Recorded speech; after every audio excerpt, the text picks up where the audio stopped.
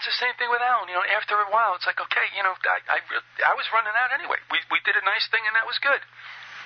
And the RB thing just made me say, you ain't no different than anyone else. And for those of you who are going to get upset with me about this, you get upset with me. I don't care. I don't care. All right? I've been through this too much now, and I understand where it's going down. And for you newbies or whatever it is, you're getting sense with me and stuff like that, understand something. If you have a brain, you're going to find out for yourself sooner or later. Now, the thing about Alan is, I got to admit, at the end of the day, what do you have?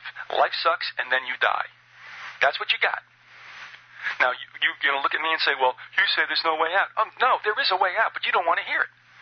Okay? You're not going to beat this thing down with fists and guns and all this other stuff and these, nightly dreams you have of the Alamo. It ain't going to work. There is no way out. It's done. What I'm telling you is, and not that I don't want to do the shows or anything like that and go into some information, and I've really sprung up to do other shows about histories, mysteries, and I can't do this stuff all the time, man. I can't stay in here. It's just, it gets heavy. So I'd like to mix it up a little bit more so than I did in the years gone by. But I want to know, from all you people who get pissed off at me, you tell me what your plan is to take the damn country back. Tell me what your plan is. I want to know right now what your plan is. Where's this old mass assembly? Where are you going to go? What are you going to do? It's a lot of talk, a lot of hot air, and you can protest anywhere you want to, but really you should be protesting at the CFR headquarters in Midtown Manhattan and at 30 Rock, because those are the guys who run the show. You go down to D.C., it's a waste of time. They're whores. They run interference so that the people who really handle things don't ever have the light shown on them. Those who run this country don't run for office. So you can go down to D.C. and beat your crazy heads against the sky. It ain't going to work. So why don't you come in and give me your business plan as to how you're going to take the country back and get the Constitution restored. It's all a fairy tale, and you have to learn to live with it. Maybe you don't want to, but I'm going to tell you straight out. There is a way out, and that's Jesus Christ. You don't want to hear about it. It's very unsatisfactory to you. That's fine, but this is a battle between good and evil, the ultimate battle between good and evil. And it is about Satan, and it is about Jehovah, all right? That's just the way it is. So, Alan, honestly, we had a good run, and that's over with. Now, whoever called in for this, I'm pretty sure knew how I felt about it. It was more or less pride in Alan. Alan handled himself well. Now, about the FBI thing, let me get it really straight. I've said this throughout the shows I've ever done. My first job out of college was with the FBI. I got out of college in July 75, trying to get work, look for a job. Nothing was going. I was a little panicking. And I happened to play for a semi-pro team who was run by a special agent out of the New York City field office. And there was another agent who played with us, and there was another player who was an investigative assistant who was trying to get into Quantico and was kind of a good friend of mine. So they all loved me. I was the great white hope. And they said, well, why don't you give the Bureau a shot? So I did. I went down, and my incept date was June 14th, 1976, Flag Day, okay? And I didn't last 6 months. I was down in some hovel, processing gas and oil bills run up by the field agents in an office that had no windows, that was below a lab. And I guess whatever they were discarding by way of, effluvium was running through, our office. I mean, you could retch. So I didn't even make Christmas. That is my involvement with the FBI. So, and I think I probably told Alan that, jokingly. I mean, in other words, yeah, it was serious. I did it, but, I laughed. I said, of all things, look at me. But look, they didn't like me, and I didn't like them. And I wasn't going to stick around in this 3-year program to push paper for the hopes of finally going down to Quantico. It was a scam for the most part. Also, I'll just say this. Rumors around Washington usually prove true. And one of the things we heard, and it did prove true, was that the FBI was going to put an emphasis on accountants, and you didn't have to be a lawyer, but you needed to at least have a law degree. And if you had that, they would fast-track you into the Bureau because they were going to go after white-collar crime. And I will tell you that 3 people that I knew, one that I played with, one that I roomed with, and another that I met down there, and is a friend of mine to this day, though he's retired, all went for their accounting degrees, and they all got in.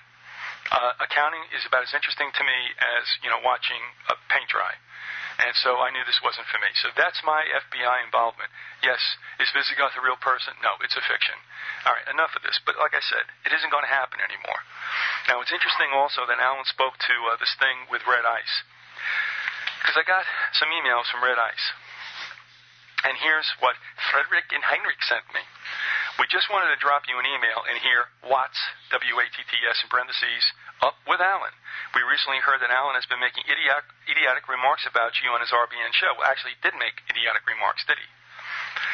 Don't know if you've heard it, but he has also been making unfounded and delusional claims about Red Ice as well. He didn't utter one word to back up his ridicules. They're doing the best they can with English. His ridiculous claims, of course. We have no interest or plans to make a big deal of Mr. Watt's latest accusations / insinuations towards me and Henrik. We just find it interesting to hear that he's now extending his delusions to you and other people as well. Well, he didn't extend his delusions to me. Basically, we'd just like to find out if he truly believes his delusions or if he possibly has another agenda. If you feel like talking about this or sharing anything about his accusations / insinuations against you, it would be interesting to get your side of the story. We're not interested in publishing or broadcasting any of your comments. This is just for personal curiosity.